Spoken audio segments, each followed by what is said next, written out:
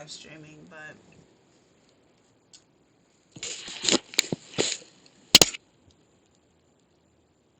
unfortunately, I wasn't able to figure out a lot of things in regards to live stream. But we're gonna continue where we left off. So I'm gonna have to get this together. I'm really gonna have to figure out how to do all of this. Can you hear me, Dada?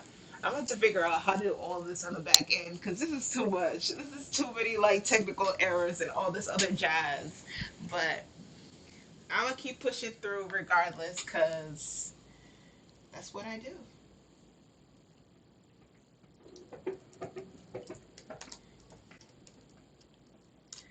Now that you got into the meat and potatoes of the video, and like I was saying before, more technical issues. If there was parts of the video that you missed out of, you can go to that video. I'll give you the title of it, and you can see the parts that you missed. I was looking for a pause button, but technically, because it's a streaming service or a streaming software, you can only have like a start and end, but there is no actual pause. So I couldn't stop the video and give my commentary as we go.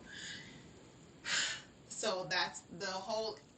It was my fault. It was my fault for not knowing how to work the service. But anyways, I'm gonna continue with my commentary. The video is called "An Ex Prostitute's Sanctuary," and it's on YouTube. The YouTube channel that created the video is called Journeyman's, and I like their videos. It's very documentary style. It gives you an insight on the world and what's going on besides the United States and celebrity news. So I find them very informative. So that's why um, I watched them, and that video popped up in my feed. So as we were watching the video, you heard, Princess talk about her story, how she came into the not the United States, but Italy, and how she was sex trafficked, that she was worried. Then, out of the few Johns that she knew, or she had regular services with, one of the Johns ended up being her husband. And I'm not saying European men are somehow better than other races of men, but I see like European men, they're really on that chivalry shit. Like that's really what they do. That's really a part of their culture is to be chivalrous, is to be a gentleman. And I'm not saying, they are top tier men. I mean, they are prostituting and forcing women into sex trafficking. So I'm not gonna sit there and pretend like they're the creme de la creme. But I will say that they are not as rigid. They do not so much sex shame as with United States, and I would even say Canada. They are more generous. They are more family focused. I don't know if you've seen it, Dada, but there is a movie. You can't hear me. Damn, what is going on?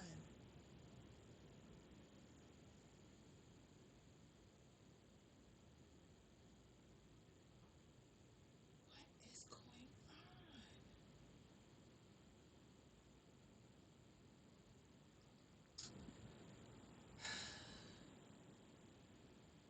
on? Now, yes, you can hear me. Jesus Louise. All right. Um, I can see that it's going. I can see the volumes. Oh, it's a 29-second delay. Okay. I'm like, geez, I did everything I needed to do, and you still say this is not working. I was about to like slam my laptop. Like, why aren't you working with me? Okay. So I see that the volume is actually vibrating, so it shows that it's moving. So it's working. There's a delay. All right. Cool. So yeah, like I was saying, I'm not gonna say like European men are somehow better than other groups of men, but I will say like there's not as much sex shaming and um this entitlement to women as you see in the United States. I know there's a movie, I don't know if you've seen it, but there's called this movie with what's her face? Julia Roberts. It's called Pretty Woman, and basically she's a prostitute who gets, married to this high earning, eclectic, uh educated white man. He saves the day and they live a happily ever life together, whatever, whatever. I mean, that's a Hollywood aesthetics on prostitution and a happily ever after. When in reality, I'm not saying prostitutes don't ever get married, but there's a lot of sex shaming. And then I would say within like European culture, there's not so much sex shaming as opposed to like women have autonomy just like men, and that there is some type of expectations of family togetherness, but it's not on some like, oh, if you have sex and you're a whore, or if you sell sex and you're a whore. Whereas in American culture, it's like we love whores, but then we chastise whores for being whores. There's not that too much of that double speak thing going on in Europe. But anyways, so you see, she's talking about her life, how she has to pay off a $50,000 debt or €50,000 debt. One of her John's turned husband actually helped her pay off that debt so she could be free so they can get married. And one of the key factors that she talks about, and also Victor Norman with Nikki. Exactly. So there's this Hollywood spin on like, oh, if you could be a sex worker, then you could be like a Kim Kardashian, or you could be a sex worker and be like Black China. You could be a sex worker, and some white man is gonna come save the day and live happily ever after. And that's not really the case. Usually, these women have a record of going in and out of prison. Usually, these women are hooked on drugs. Usually, these women are beaten. Usually, these women are discarded. Usually these women are treated like trash. And this man, along with his resources and the community within Italy, they're actually trying to stop sex trafficking. But you have those who work in the underworld of society who are perpetuating sexual slavery, the mobsters and the African mobsters as well, the Nigerian mobsters. And I'm glad that you picked up on it, Dada, where it's the African men who are sex trafficking these African women and girls. It's not the evil white man. It's not the evil white supremacy and racism. White supremacy and racism stops black men from building, from providing, from being patriarchs, from everything. But when it comes to destroying your own, when it comes to harming your own, when it comes to discarding your own, all of a sudden white supremacy don't stop you from that. And I want to say that this sex trafficking thing isn't new. This sex trafficking thing was happening when the Arab slave trade was going on, which is still going on. That connection between Africa into Europe, you have to cross over from into the Middle East, because it's Europe, and between Europe and Africa is the Middle East, and then you get into Africa. There is a small landmass in Morocco that actually connects to Spain, and that border is heavily armed to stop Africans from getting into Europe, because that small little landmass, basically, once you cross over, you in Europe, you're a European now. So there is a crossway. And these women still to this day have to cross over into the Middle East and to get into Europe. And if they're not doing it by land, then they're going to do it by boat, which is even more dangerous. And again, that's also heavily guarded. So it's these African men who are harming their own for a few pennies on a dollar to be the head honcho in their village. They don't care about the women and girls. They don't care about the society. And like Beyonce said in her song, what was the song? Off Lemonade.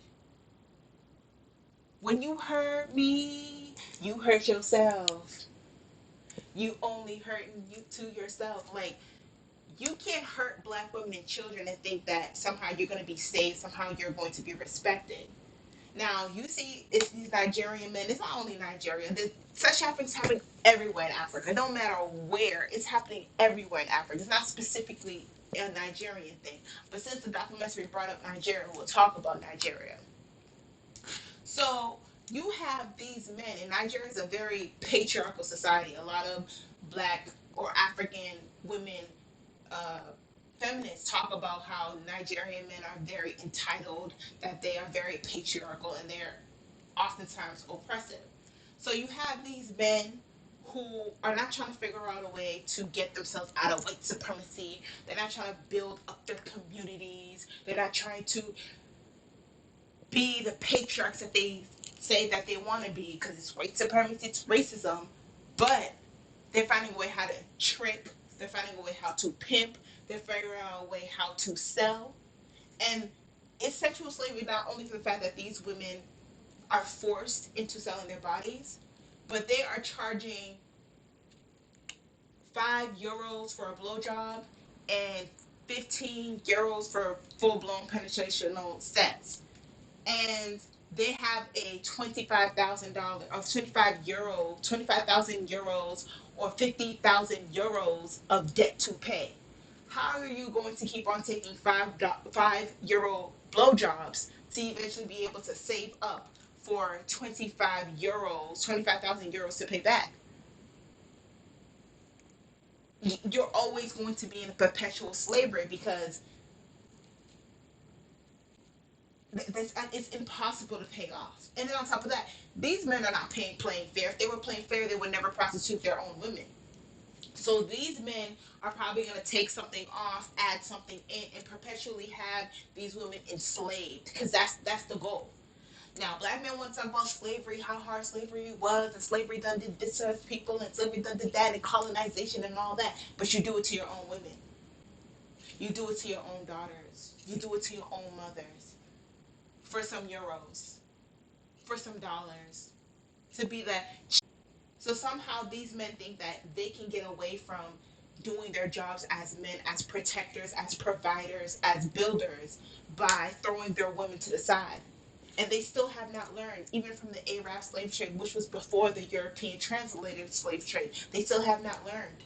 They still have not learned since the Moors invading Europe. They still have not learned that you can't override your women. You cannot override your children. There is no cheat sheet. If I throw the woman under the bus, I'll be saved. If I throw the children under the bus, I'll be good. That's not how it goes. And you're seeing more and more of that. I also want to point out that when Princess was in sexual slavery, who saved her was her white husband, which at the time was just buying sex from her. And he eventually got to know her and they dated and they fell in love and all that jazz. It was her white Italian husband. He ain't African. He has no connections to her. He could have just used and abused her, dismissed her, gave her the €5 or whatever euros, and then be like, all right, deuce. Not my business, not my problem. I'm Italian, born and raised.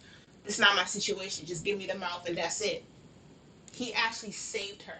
He actually saved up his money to get her out of sexual slavery. Black men want to talk about, oh, you fantasize about white men as if they're some type of princess, as if they're benevolent, as if they care about black women. It's only for sex. It's only for sex. Because you sell off black women as sex. No different from the rap videos, tip drill. Have women, black women, damn near naked, swiping credit cards between the cracks of black women's asses. Oh, they won't really love you. They only want you for sex. Sexual concubine. You're just a bed wench. But then it's you, the black man, at the scene of the crime, who is the guard of the gate, who let these men in and rape and pillage and harm black women and children. But then try to shame black women and children from leaving the toxicity. There is no patriarchy. It's a failed patriarchy. You shame the women for saying, I want better. I'm leaving. I'm exiting. I'm divesting. I don't want this. I don't want to be a part of this. I want better. I actually want a society where the men don't look at me solely for sex. That the men respect me. The men protect me. The men build for me. Provide for me. Don't put me in harm's way. Won't discard me. Won't pimp me.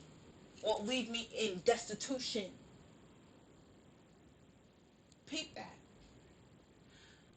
The Italian husband also talked about how sometimes the girls don't come into prostitution with their eyes wide open, their eyes closed, like they know what's going on. That their parents are told by these Nigerian men who are trying to prostitute their daughters, where they're like, oh, she'll have a better life in Europe. Yeah, she'll be a prostitute, but she'll probably get married to some type of businessman or get married to a doctor or a lawyer or something, on that pretty woman narrative of how prostitution works, when that's so rare. It's a myth. It's so rare. It's a myth that most likely than not does not happen. And these parents buy into it, and the parents allow their daughters to be prostituted with the expectation that she'll get caught up with some doctor or something, and then she'll live happily ever after, and that the money she makes she'll trick it off to the parents back in the village, and they use voodoo and other practices to make sure that she actually makes it to Europe and to be able to be a prostitute. But again, these parents are just as guilty as these traffickers, because how is it that you are okay with selling off your daughter? How is it that you're okay with men violating your daughter, beating your daughter, using your daughter, with the hopes of getting a couple of dollars, euros back? When you do not do right by the women and children in your society will never stand. Period. Notice how bad black women are treated across the globe in black countries, and how bad those black countries are compared to other countries. You notice that? You notice how these African countries or the Caribbean countries or South American countries that are doing very, very bad with abundance of black population, how bad their women are treated? When you do not do right by the feminine energy, nothing else will be right. You got to get right with the mother. You got to get right with the feminine energy.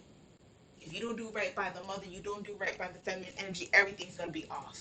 You're going to have a generational curse, a generational poverty, a generational abuse, generational trauma. And that's what you're seeing in black spaces, especially in black countries. Let me read your comments, Dada. Her husband is awesome. Princess deserves her new life. And that's the thing about Princess I want to also talk about. She didn't just say, ooh, my white husband done saved me from being a prostitute. Y'all chickies figure it out. I'm good. She went back and said, let me help the next African woman. Let me make sure that next African woman has a get out of prostitution avenue. I'm going to give her the resource. I'm going to give her the education. I'm going to house her. I'm going to feed her. I'm going to educate her. I'm going to make sure that she gets her papers, that she can work a legitimate job, that I will free her from this slavery. She could have always been like, I'm good. Figure it out your damn self. Just like black men. I got it out the hood. I got it out the mud. You know, I had to slay some crack. Now I'm a rapper. You know, F the hood. I don't mess with the hood. I don't come back to the hood. That's not my business. You know, solo dolo, doing me and mines. She didn't say that. The difference between black women and black men. Black women, most times than not, are always extending their hand to help the next black woman. Black men, me and mine. Me and mine gotta get mine.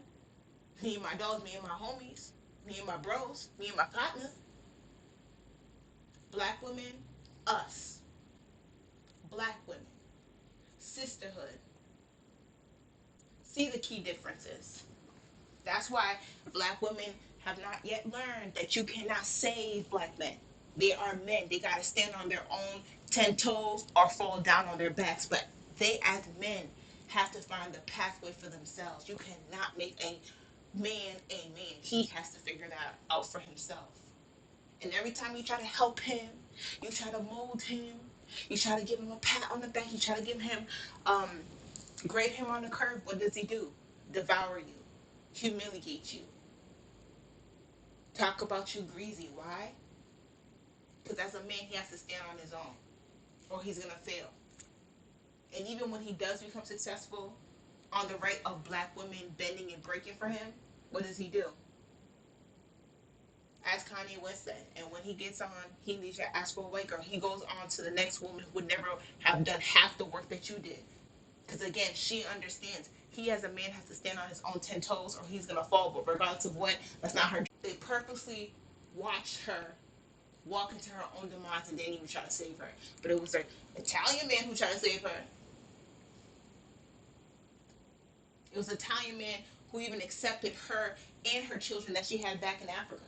He could have been like, yeah, now you in Italy now, you speak Italian, we eating Milanese. Leave them little niggas in Africa. That's not our problem. Let's live our own life. Now we got our own little mixed kid. Leave your past life in the past, including your kids. Who cares? Nah, he accepted her past, and her children. He saved her and then assisted her in trying to save other black African women. If that's not a prince, I don't know what is. He can have all the roses that he needs.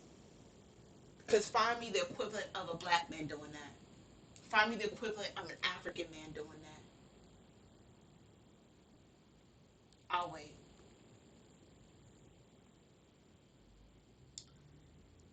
Sex trafficking is a violence against women and children. Men have been making millions out of it. Men have been making millions out of it. Even in Southeast Asia and Thailand and what's that Asian country starts with a C? I forgot. But the Philippines, Thailand, they're all making money off of young girls, children, and sex prostitution. And who's paying for that? A lot of them are European men. A lot of them are men from the United States, men from Canada. But who's allowing that to happen? The officials will literally turn their heads and act like they don't see nothing just so they can get the tourist dollars. Just so the tourists can spend money in that country. They will allow their young girls, their children, their women to be sexually abused, sexually commodified. And won't do nothing to stop it because they're worried about tourist dollars. And you see why those countries are too in the wreck that they're in. When you do wrong by the mother, when you don't protect the mother, you don't honor the mother, everything that society does is going to turn into shit. Period. Period. Nigerians don't care about white supremacy is a thing for Western black people. All they're concerned about is to get out of poverty, and if they have to do it walking on black women, so be it. Exactly. Exactly. They don't care. That's why when they are able to go to get an education, what do? They go to England, they go to the United States, they go to Canada, they go to all these quote unquote white supremacist and racist and countries with the evil white man. They go under his tutelage. They go under his education. They go into his job markets. They marry their daughters. They move into the white areas. Racism, colonization, slavery, white supremacy, all that don't matter when there's money to be made. That's why I said morals are very flimsy. It's selective morality. White supremacy, wrong. Selling your women and children for a couple of euros, for a couple of dollars, hey, that's just how the game goes. Morals are very selective. And this is why I tell black women, do not die on the hill of morality. Don't. You should have your own particular morals. Like for me, I would never participate in sexual slavery. Like I would never buy someone for sex. Like that's my own moral code. I wouldn't do it. But I'm not gonna sit there and for example, be like, oh, I can't do this because morally it's wrong. But everybody's not playing by the same moral code. I'm supposed to deny myself the opportunity to excel in life because I have these selective morality that everybody else don't play on. Everybody else don't participate in morality. Everybody's morality works for them as they go on in their lives. Some people be like, it's morally wrong to get an abortion until they fall pregnant by a dude that they don't want to have a kid by. And then all of a sudden, well, because he's a shitty dude and I'm not ready and I don't really care for the baby, I'm going to get an abortion. But 2 years ago, oh, I'm pro-life, I'm pro-life. Now that it's happened to me, all of a sudden my morality is a little shifty. People base morality on what benefits them at the moment. Selective morality. I also want to give a shout out to Ashton Kutcher, the actor slash punked guy, the guy who did Punked MTV Punked. He is actually um, came up with a software program that actually finds girls and women who are sex trafficked across the globe and tries to save them. He saved over tens of thousands of women who have been sex trafficked around the country and the globe in itself, around the globe. And it's because of his technology, these girls and women have been founded and they've been saved. So shout out to Ashton Kutcher again. Find me the black male equivalent to that. Where's Farrakhan's sex trafficking software? He talked about justice or else. I'm still waiting on that or else. He talked about that or else in 2015. It's 2019. We're almost midway through 2019. I'm still waiting on that or else. But Ashton Kutcher came out with technologies that's going to save black women and girls. 60% of black women and girls are raped by the age of 18. There's about 64,000 black women in the United States that are missing. No one knows where they are. So we see who's serious and we see who's not. We see who really cares about black women and girls and who really does not. White supremacy. When it comes down to making a dollar, a euro, or whatever, you put your white supremacy claims to the side to work with mobsters who are sex trafficking black women and girls. I see y'all. I see y'all. Capitalizing out of sex trafficking their own women. Exactly. Their own women. Imagine that. And it's not like they care if these women get beat, if these women catch AIDS, HIV, herpes, syphilis. They don't care. Like one girl said, the worst part was when she was on her period. And I always assumed, out of my ignorance, because I've never lived that life, I assumed these women never get a break because, they're being forced into prostitution. So I always assumed if they have their periods, that week would be like their slow week, or they wouldn't be forced to engage in sex. On the contrary, it's the worst, as one of the women in the documentary said. That's when they are forced to put a piece of cloth inside of their womb and they shove it up high so the blood doesn't leak out of the vagina, and then they continue being forced into prostitution. So not only are these women forced to engage in sex where these men are putting their penises inside their bodies, but now they have this cloth that's up in their womb as they're being penetrated. And they're supposed to take that. And then those cloths can clog their inside. You don't know where it could be lodged into.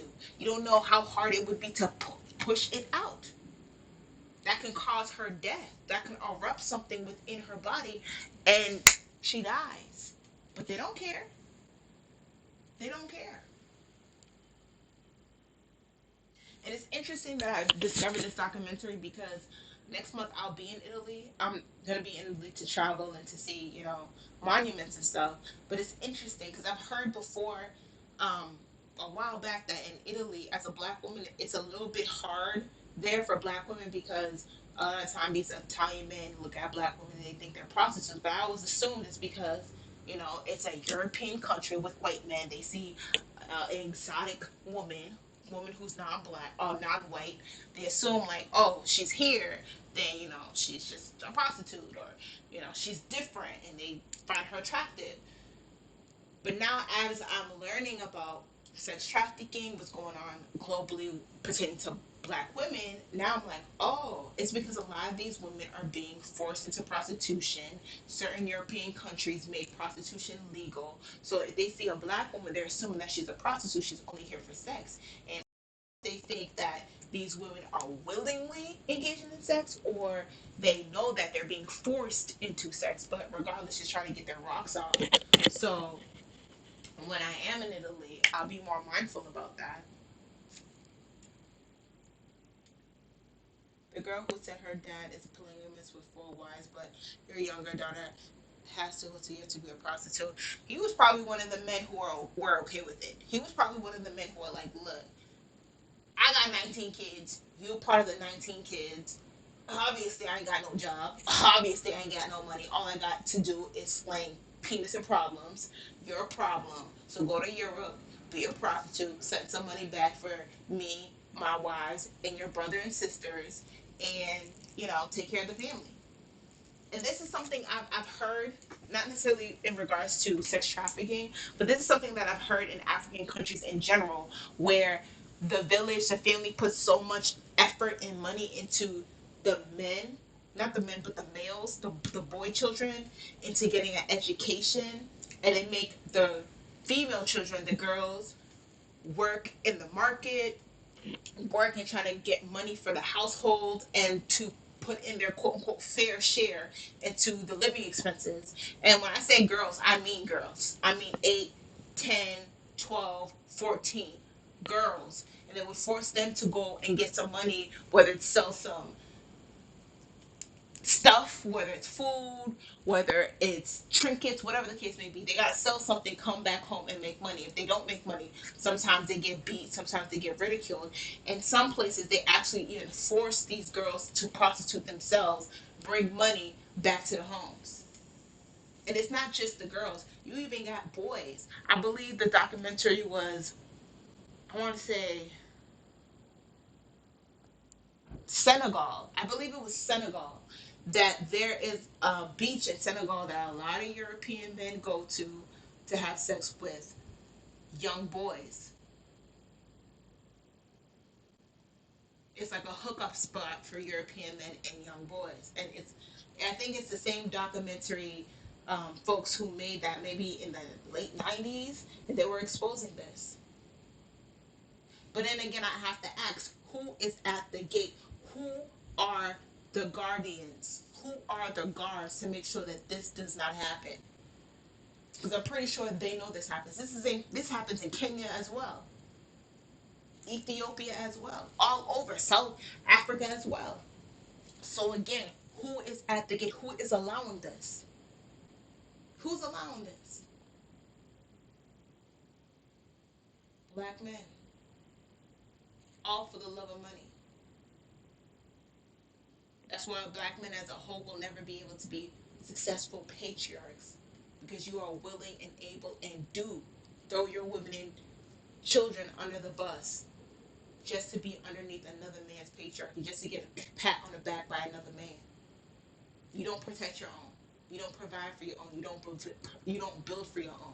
You think that you can stand as a man by throwing your women and children under the bus, make them victims, turn them into things, objects, prostitutes, and then think that you're going to be success, thinking that you're going to be blessed, thinking that the feminine energy is going to benefit you. That's not how it works. That's not how it works. It's pausing. It's not working. Yes, you say selective morality. The colonies, gynecologists, a man who helped women with sexual violence during the war. These men are unicorns. You said it. Unicorns. Unicorns. I know I shit on men. Like, I have no problem shitting on men. I do shit on men a lot. But I give props where props is due. I give flowers where flowers is due. I give accolades where accolades are due. These men who go out their way to help women, to save women, and not just, the creme de la creme of women, not the model esque women, how's it go? Fair and beautiful and blonde and blue eyes and youthful. The men who go out their way to protect the weak, protect the vulnerable, protect the poor, the women who are otherwise discarded by society. I give those women, those men in particular, kudos, because they don't have to. Society discards them and they still go out their way to uplift these women. I respect that on the highest level, because I know a lot of men would justify why it's okay for them to mistreat women like that. But these unicorns, they didn't.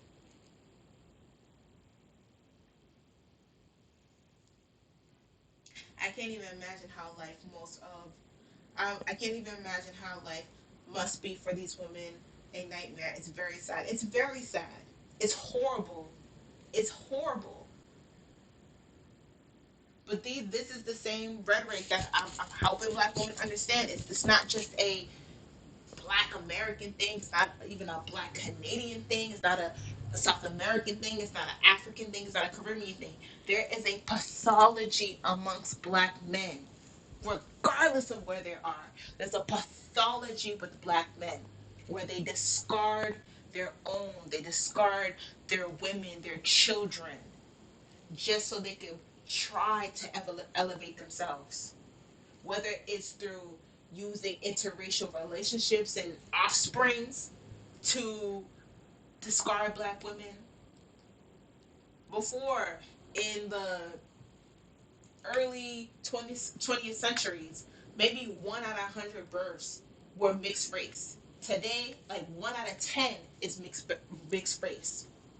And you're seeing even when they do have mixed race children, they don't provide for the mixed race children. Most times they're not.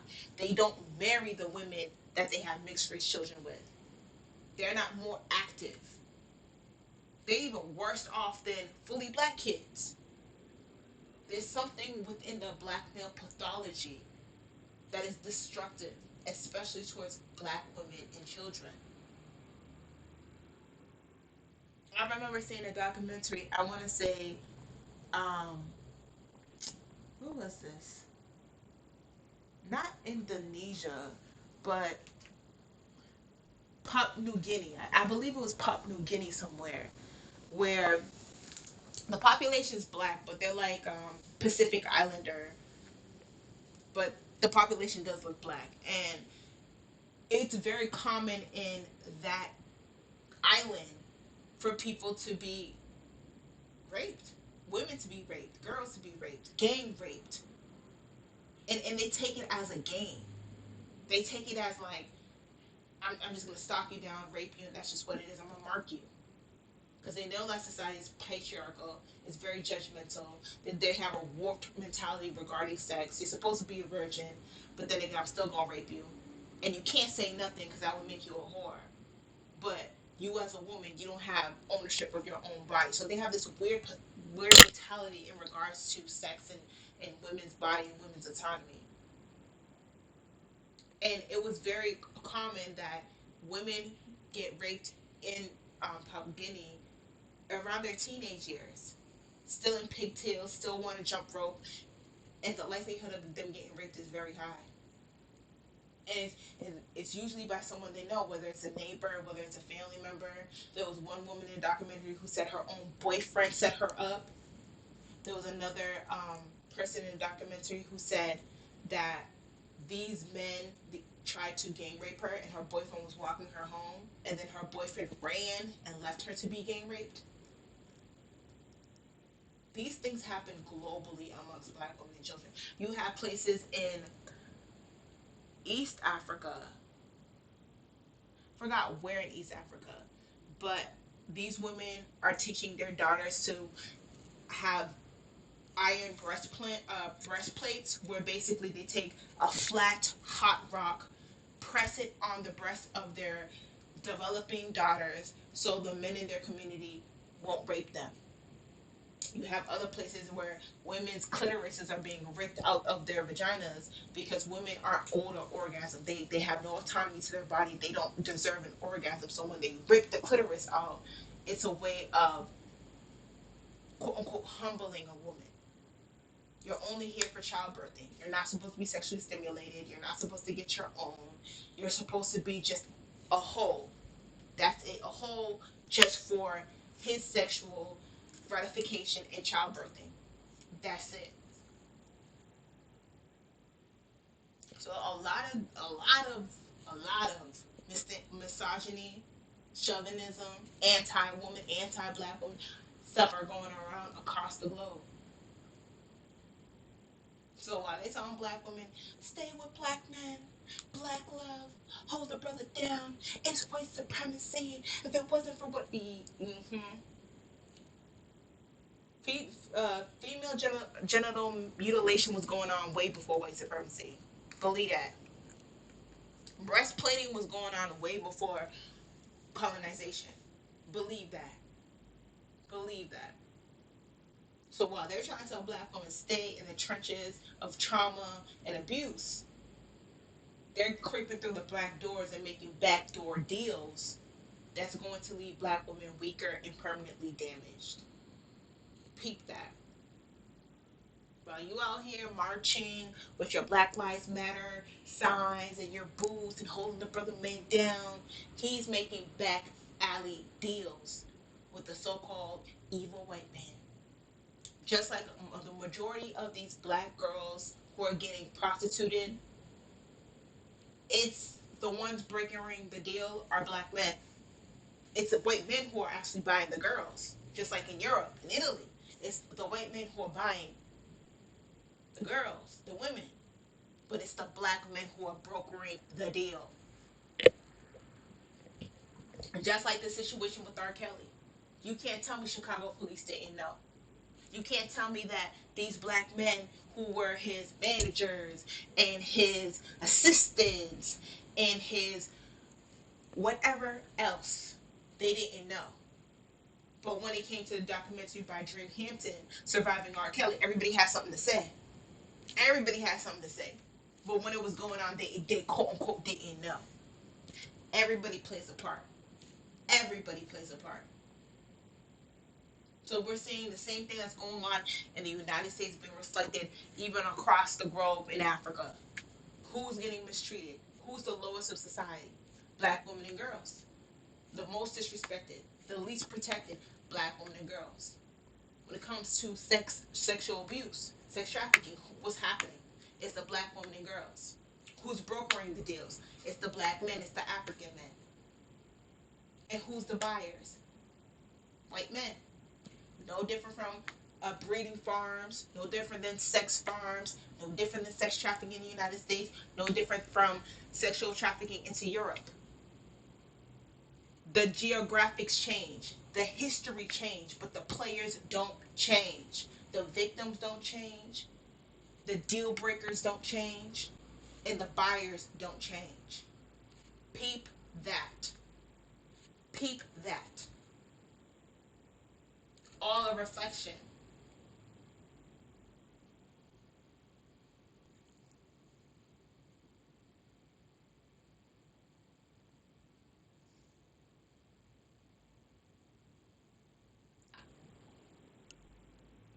That's good for you. Enjoy your trip. Thank you, Dad. I did a lot of research because I'm not trying to get harmed. I'm not trying to call the embassy for no problems. I'm not trying to, nothing. I thoroughly did my research. I really trust in this company that's doing the whole trip and everything. So I know I'll be safe. But you got to be open. You got to be aware because you never know. You never know. If you stay in your own little bubble within the United States or your own little talking points and your own little whatever, you don't realize that there's a bigger world outside you and there's bigger issues outside of you. If I didn't know this information, I'd just think, oh, harm is just happening to black women in the United States, and I wouldn't realize that it's parallel of what's going on in the Caribbean, parallel of what's going on in Africa, parallel of what's going on in South America. You wouldn't know. But the only way that you do know is by doing your research. This is crazy. You created those children and you want them to provide for the household. And that's the case. A lot of black cultures, that's what it is. Especially in poor black cultures. They have children so their children can be providers for them. They have children so they can have someone to dominate over. They have children because they're lonely. They have children because they don't believe in abortion or they were forced into keeping the child. They have children because when they're old, they want someone to take care of them. Or they have children because they want someone to basically live off of. Like, I'm going to invest a little amount of money, a little amount of effort that I can. If you make it big, you need to buy me a house. You need to give me half of your income. You need to make me the queen or king over your home and your decisions. A lot of poor black parents in their poor mentality think like this. Yes, that's the reason why they have children. This Congolese gynecologist received a Nobel Prize for it. He should. I'm glad. I'm glad. Is that the is that the thing or the tool where the woman would put this device in their vaginas and if someone tried to rape them, the device would like capture their penis and it would like keep them in position. If they try to push out of the woman, the device would kind of cut the penis. So they're kind of stuck in the trap until the woman either removes the trap or she calls for the police, and the police would find the man and arrest him. Is it that?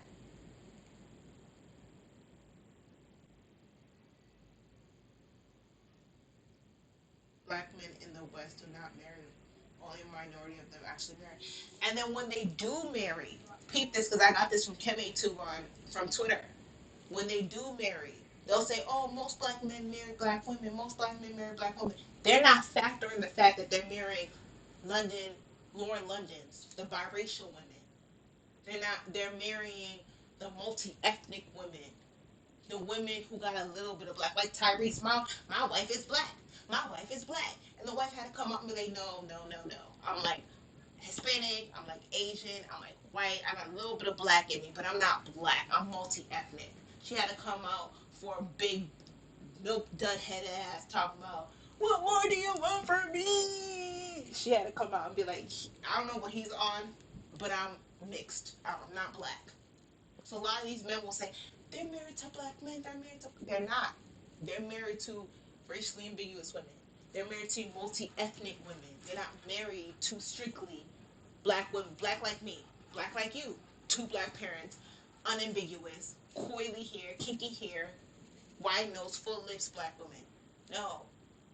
They're married to the Tinashes. They're married to the Jene Ayokos, or whatever her name is.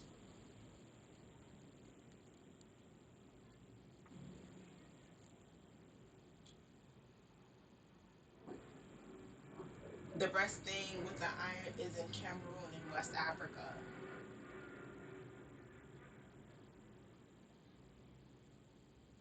I also believe it's in East Africa. I think it's in multiple places. I want to say the area, because I saw it in a documentary, I want to say the area is somewhere near Ethiopia, but I don't want to say that and not be sure. But I believe it was in West Africa. I want to say Kenya, but I don't want to say that and not be sure.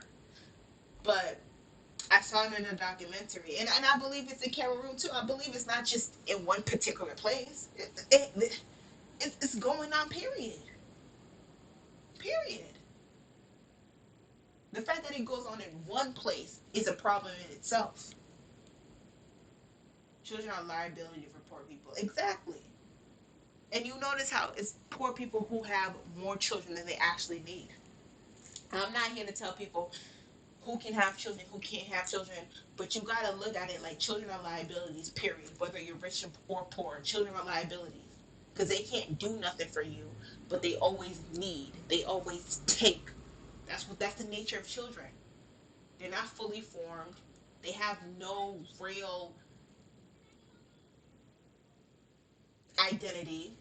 They have no real experience. They can't benefit you besides them being cute and being helpers. But they can't do anything of the providing, of the building, of the protecting. They can't do that. They're children. So when you have children, a lot of people have the mentality of, oh, cute little Pampers, and they're gonna smell so good, and they're gonna say my name. You don't look at it like, so Pampers for the next like 3 years is gonna cost this amount of money, and then child care for the next like 2 or 3 years. Ooh, that's gonna cost me this amount of money. Um, Doctor's visits, shots, clothing, because every 2 weeks they done grew out of their clothing. Like, how much is that gonna cost me? When people look at children more as liabilities than these magical little beings, people would second guess, do I really want to go through this, or would I rather just be like, nah, I'll wait, or maybe even pass because I really don't have the funds to maintain a child. But then it goes into the territory of who can have children, who are not worthy of having children. And then when people really look at how much of a responsibility it is to raise a human being, and once they hit 18, that's not it. Once they die, is it. Or once you die, it's it. Because you still got to raise your child, even when they're grown. Because they still need guidance. They still need help. They're still gonna do stupid stuff. They're still your responsibility even when they become an adult. You have less of an influence and you have less of a liability, but they're still your children regardless. And I think if people really looked into having children, the cost and the energy and the sacrificing, people would really think twice about having children.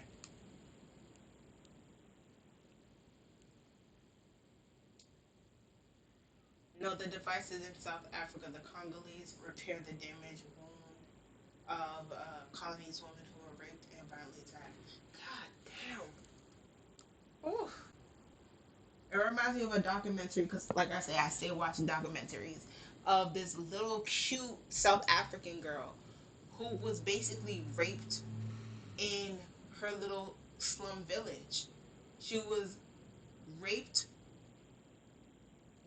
once by a grown man in her slum village. And when I say slum, it's basically a closet space apartment with like um, a metal sheet door that if the wind blows too hard will fall. And because her mother wasn't there to protect her at the time, I think the mother was working, and she collects cans and she trades it in for, money through a recycling program in South Africa. She was violently raped. And then she didn't tell anybody, but people heard the rape going on. People saw the rape going on, but no one protected her. Not even the women in those villages. No one protected her. No one stopped it. And then they harassed her. They harassed her day in and day out. And all she's trying to do is get her education. And that's why her mother busts her butt to provide the money that she can to get an education. And they taunt her. They harass her. They humiliate her. They sex shame her. They victim blame her, and she had to put up with it day in and day out, harassing her, beating her. And then another time she was raped again. This time it was gang raped by the boys in her community. And when I say boys, I mean like 12, 14, 16-year olds. And they gang raped her because now she was quote unquote easy mark. She was raped once, so now it's like she's just this thing, an object. And they were talking about in the documentary how a lot of these girls get raped because they don't look at rape as a problem. They look at it as like a game. Like I just took something from you. It's not that big of a deal. And the people in the villages are equally as toxic because they don't see it as a problem. They victim blame the girl or the woman. And these boys who are raping, some of them are men, they start as early as 12. Don't even have pubes, but they out here raping. And because the justice system is so messed up in South Africa and there's no real order, the few that do actually report their rape, it'll take months, if years, before they actually see a judge. And the judge in itself, he, most times than not, it's a he, looks at rape as something insignificant. They'll probably give the boy a slap on the wrist or some type of community service. He's not going to serve jail time. He's not going to have to atone his rape. He doesn't have to feel guilty. So basically, they get a get out of free jail card for raping, and the community supports that. Meanwhile, the girl is shamed. Child. Mm-mm. And then in South Africa, they got the whole HIV crisis going on. So you don't know who has rape. I'm not rape, but who has HIV.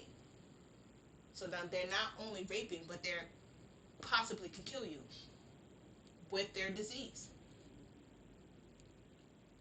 And again, who's the ones doing this?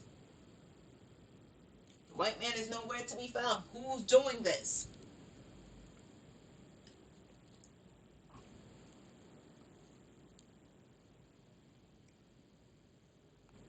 Hotep loved to make it seem like patriarchy sexism was created by the white man.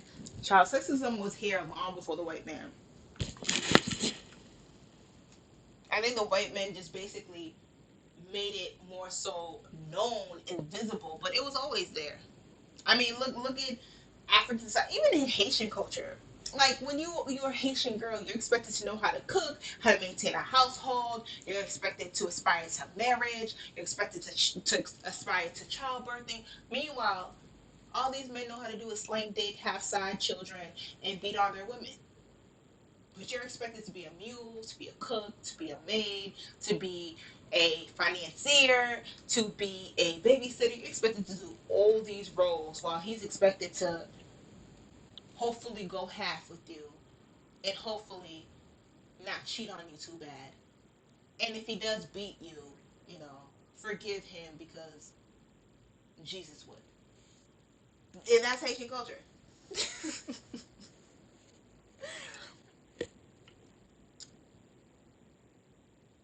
This story is awful. They know damn well rape is not right. They wouldn't allow their daughters to be raped. Child, when I saw that documentary, I had to breathe. I had to breathe. I had to meditate. I had to de escalate myself because that was so triggering. The fact that no one cared, the fact that she'd been attacked twice and she is even more susceptible to be targeted again, and she's just innocent and she's young and she has aspirations but she's not safe. And I did notice that there was the mom of the daughter, she had, I think, two other children, but I ain't seen no husband, I ain't seen no baby daddy, but I saw her and her children struggling, and her daughter's being raped, and she can't stop it because she gotta work, she gotta provide, and there's no one to protect her. I felt bad for her because she was crying from the heart. I felt for her. I felt like I wanted to take her in. But this is the realities that a lot of black women and girls face on the daily, not just in the United States, globally. And who is. But you want to tell me the white man's evil. I'm supposed to believe the white man's evil, but I'm not supposed to see the evil within you. I'm not supposed to see the monster within you. I'm supposed to forgive the monster within you because you a victim. But I'm supposed to eat the L of I'm just broken. And I'm supposed to look at him as a monster. But you the innocent one. You the angel. You the benevolent one. You a victim by circumstances. But me, I'm not a victim by circumstance. You pushing up on me, I'm not the victim of circumstance. White man's evil. You a victim. I'm just a whore. Oh, okay. Women are the mules of society. We get the worst of it and then give everything we got. That's not a lie. Everything they do is for the love of God. What about you, my dear? What do you get? This is so sad. Exactly. No one cares about black women and girls, and this is why it is quite important for black women and girls to care about themselves and each other. That's why I always promote black women, black women, black women, because I know the stories, I know the statistics. No one cares for black women and girls but other black women and girls. Hence, Princess got out of sexual slavery and then turned around and tried to help other black women and girls.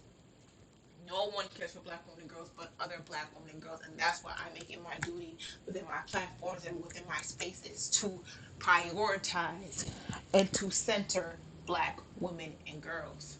Period. I'm not trying to save the collective. I'm not trying to be a mule.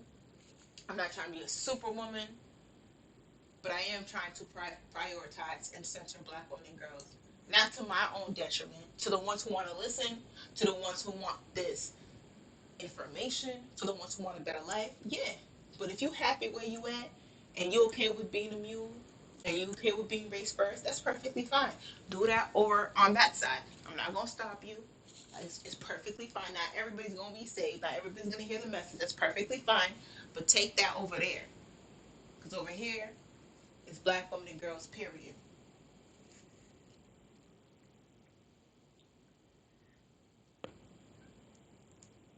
Everything they do is for the love of God. What about you, my dear? This is so sad. It's never their fault. It's always white supremacy. Yeah, yeah. Indeed, only black women, not your son. And I bet you the women in the documentary, in the South African documentary, they were probably not my son. My son don't rape. Not my son. Not my son thing. It's not just an American, black American thing. Every black woman. It's always not my son. It's your son who's the rapist. It's your son who's the pimp. It's your son who's the murderer. It's your son who's the gangbanger. It's your son who's the drug dealer. But not my son. Not my son. My son don't do that. My son's a good boy. My son go to church. My son would never. My son's not involved in that. Not my son. Not my son. Your son, but not my son. My son's the unicorn. My son's the one who loves women. My son would never harm a woman. Not my son. Your son, but not my son. It's always not your son until it's your son. It's always not your son until it's your son. If it wasn't your son, so many of them will say it's never their son. If that was the case, then why do black women and girls still end up getting harmed, abused, discarded? But it's not your son. All y'all say it's not your son, but according to the statistics, that's a lie. It's your son, ma'am. You raising trash men. Your son is trash. She comes from trash. Handle that. Break that generational curse. Handle that. Break that generational trauma. Because you keep pushing and birthing trash. And that trash ends up demolishing other black women and girls. Handle that. Because your son, it's your son. Sorry to tell you, sorry to break the news for you, but it's your son. Yes, your son.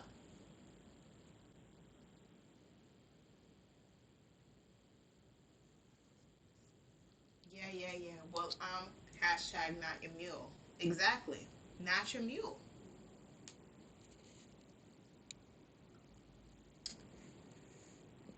Well, thank you for tuning in, Dada. I'm gonna try to get this technical difficulty things in order. Thank you for bearing with me because I know it was tragic. It was tragic, but thank you for coming through. Thank you for participating.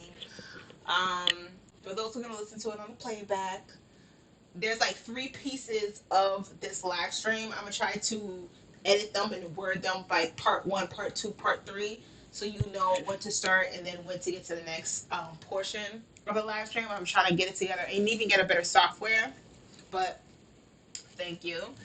You can catch Black Woman's Vibes podcast on Wednesdays, 2 p.m. Eastern on Libsyn, Spotify, iTunes, Stitcher, YouTube, and everywhere else that you listen to your streaming services, your podcasts, your music. Live streams like this will happen every Friday at 2 p.m. Eastern, 2 p.m. to 4 p.m. And it's called Black Woman's Vibes presents Black Women Friday live streams. This is where we talk about whatever's on our minds. This live stream was supposed to be about ADOS. It turned into African women being prostituted by African men. But I guess we'll talk about ADOS next week or whenever else. You can find me on Facebook, Black Ones Vibes.